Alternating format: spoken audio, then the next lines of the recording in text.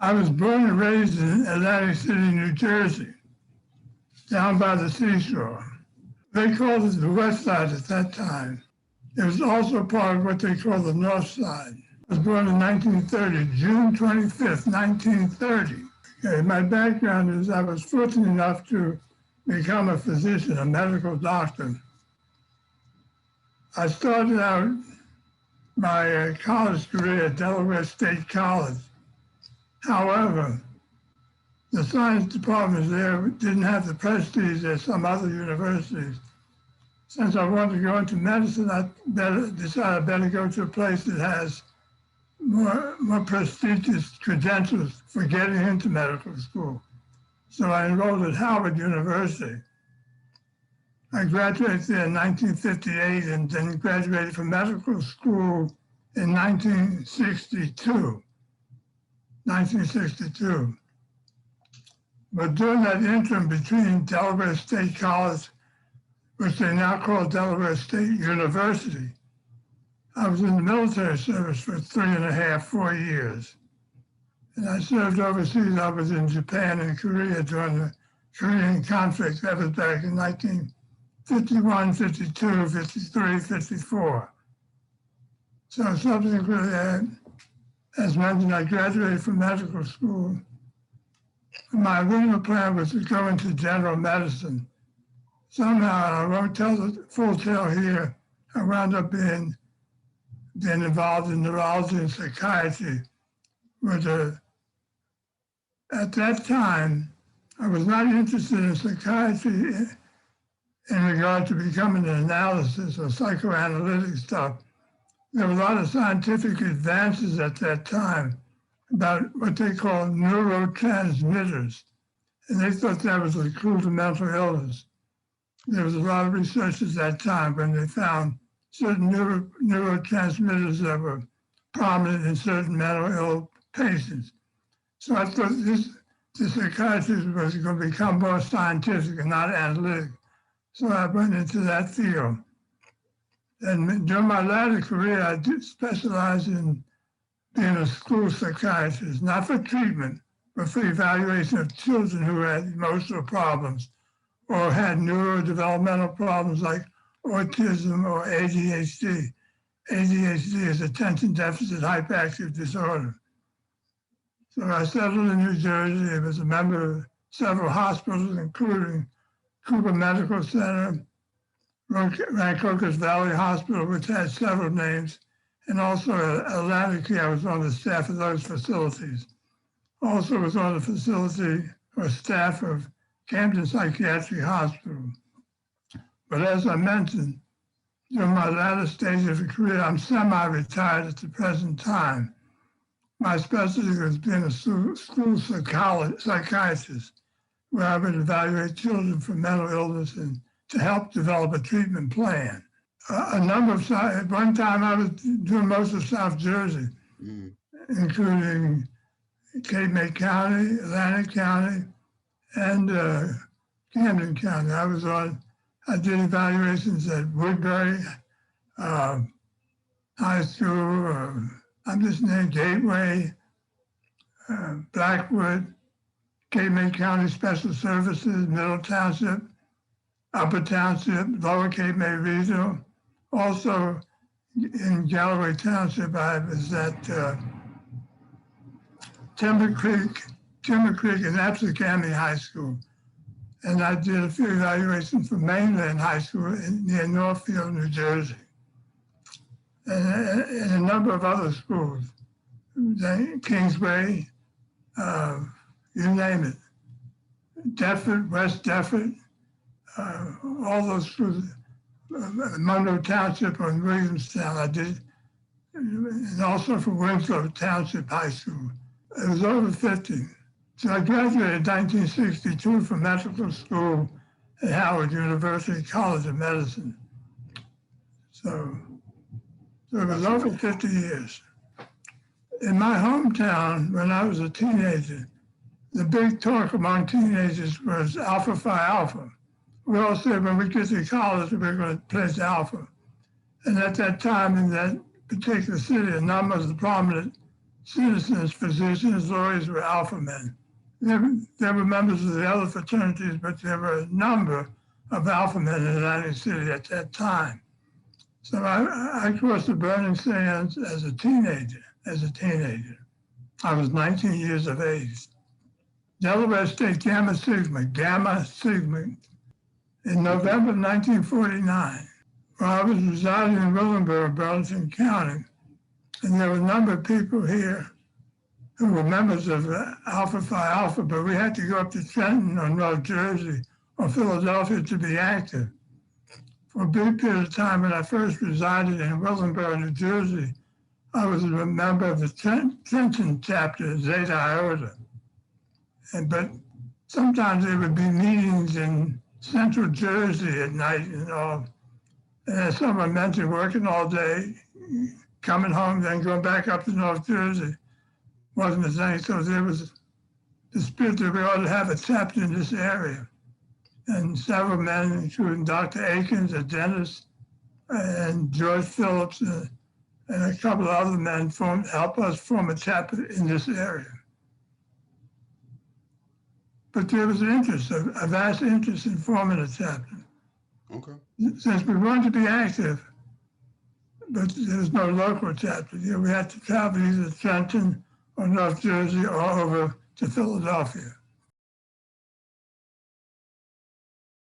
In Trenton. Oh. And I think Brother Stroud in the Atlantic City chapter was also helpful. At that particular time, many of the members that formed the chapter, charter members, and the subsequent members were all about the same age as far as having children and buying a house and getting settled. So there was a common thread. And many of us attended the same churches also. So we knew each other from that avenue. And so there was a sort of a normal cohesion. You know, the right forces came together at the right time. I mean, like the chapter we have now, they're brothers with children that are very young, as well as brothers who have children who are finished college, married, and some of them are grandparents. So that same atmosphere exists, but there's a common thread that brothers can have in our chapters at the present time. Okay. Well, the big program is the one that Brother Ted Nixon founded. That was a program that he started, and that was successful. And it also took a lot of hard work for him to do that.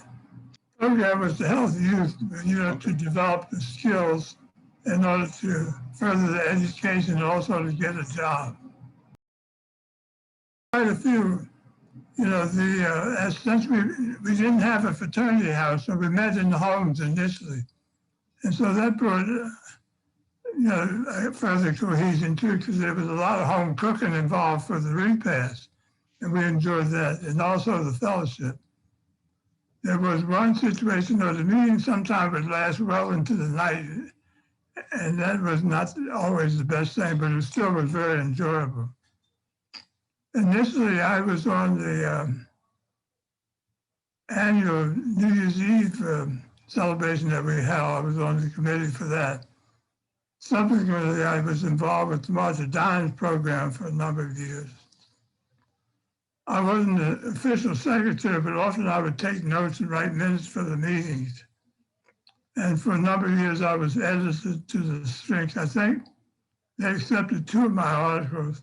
At that time, the Strength magazine was more folksy than it is now. It's really what they call a slick magazine now. You know, I read recently, we were fortunate enough to have 2 articles in the recent edition of the Strength. I don't know if you've reviewed them, but the present edition has 2 articles about Kappa, Iota, Lambda. That's good. But I remember the meetings and the fellowship, as I said, the fellowship was really intense. At one time, during the early years of our chapter, we had almost 50 members in our chapter. We had some ups and downs, but we always survived them.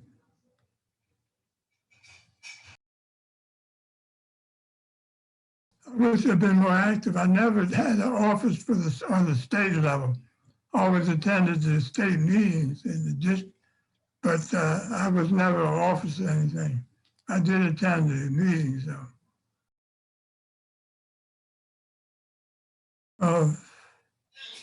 Just the underlying principle to remember that the fight is not over for equality. Black people are not worried about social equality. We do want equality, medical equality, educational equality, and financial equality. Religious equality, we don't have to worry about that. Black churches are prominent, black organizations are very prominent, so that's not a problem. But the fight is not over. And so no one can relax in that regard. For them always remember that, God gives us different talents. And as alpha men, we have to do the best we can with the talents that God gave us. God only wants the best from us. If you have a talent, whether it's singing, preaching, mathematics, a good IT man, then you're supposed to use that to the best of your ability.